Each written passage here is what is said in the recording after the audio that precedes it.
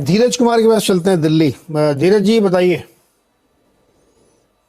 Hello जी बताइए।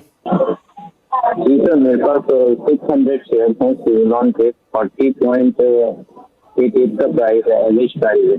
तो मैं ये जानना चाहता हूँ कि इसे होल्ड करना चाहिए या फ्रेश एंट्री लेनी चाहिए अभी।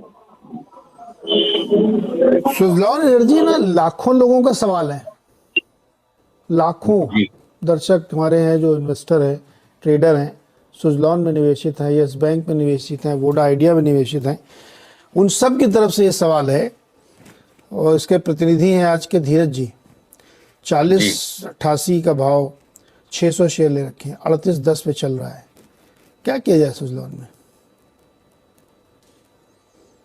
देखिए 2015 से लेके 2023 तक जो जो भी जब हम यस बैंक में डिस्कस कर रहे थे या और जो लेगेसी स्टॉक्स हैं उनमें जब डिस्कस कर रहे थे, तो अब ये स्टॉक है जिसने अपनी 8 साल की रेंज निकाल ली है। 15 रुपए से लेके मोटा मोटी 30 रुपए तक इसमें एक रेंज बनी थी, जो 2015 से चली अभी तक। तो 8 साल 8 साल वो रेंज चली है।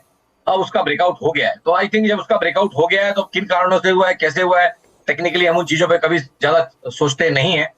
प्राइस ने अगर इंडिकेशन दिया है और ब्रेकआउट हुआ है तो उसको मीनिंगफुल मानेंगे। तो अब यही मान के चलें कि भाई अगर जैसे हमने पहले भी बोला कि 15 से 30 जो स्टॉक 2x हुआ, तो 30 के ब्रेकआउट के बाद अब इसको 60 रुपए तक जाना है। तो नेक्स्ट 12 से 24 महीने में अगर आप इसको लेके चलेंगे कि भाई 30 का ब्रेकआउट हो गया है, तो नेक्स्ट 12 से 24 महीने के लिए आप इसमें 60 रुपए का टारगेट लेके चलेंगे।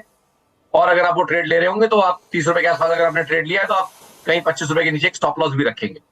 तो आई थिंक वही एक लॉन्ग टर्म ट्रेड इसमें है, क्योंकि ये T2T वाला स्टॉक यूजुअली रहता है और सर्किटों में चलता गिरता है।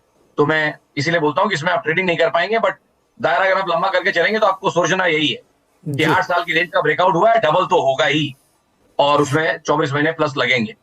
तो आप समझ लीजिए कि 60 रुपए तक के टारगेट जहां निकल के आ रहे हैं रेंज ब्रेकआउट। जी कल YouTube लाइव में हमारे साथ एक दर्शक जुड़े थे जी उन्होंने ₹1.75 में खरीदा सुजलॉन।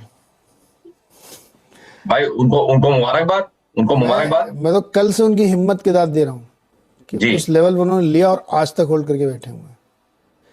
आप सोचिए, आप 38 पे लेके आप कह रहे हैं 24 महीने में डबल हो सकता है ये, लेकिन वो हिम्मत, जी वो भरोसा चाहिए। तो वो इसीलिए मैंने उदाहरण दिया कि 1.75 पे लिया था, तब शायद ही कोई पूछ रहा होगा, लेकिन उन्होंने जी लिया बट तो उनका बट ये भी नीरज जी, ये भी समझिए कि जो पेनी स्टॉक्स होते हैं ये केस स्टडी इस तरह की 10 में से एक में ही प्ले आउट होती है, बाकी 9 में पैसे नहीं बनते अरे हैं। तो पैसा तो तो सर एक ही का बनता है। सेबी भी जी कहता है कि 90% लोगों को पैसा बनता नहीं है। जी, तो ये लोगों को समझना बहुत जरूरी है। इस तरह का काम करने के पहले बहुत जी जरूरी है कि समझ लें कि क्या कर रहे हैं, बिना समझे कुछ ना करें। करेक्ट। चलिए फटाफट अगला सवाल लेते हैं। रवि, अगर आप चैनल पर पहली बार आ रहे हैं तो ज़रूर चैनल को सब्सक्राइब करके बेल आइकन प्रेस कर लो, ताकि आने वाली जितनी भी अपडेट्स हैं सभी कंपनी से रिलेटेड उसका नोटिफिकेशन आपको सबसे पहले मिल सके।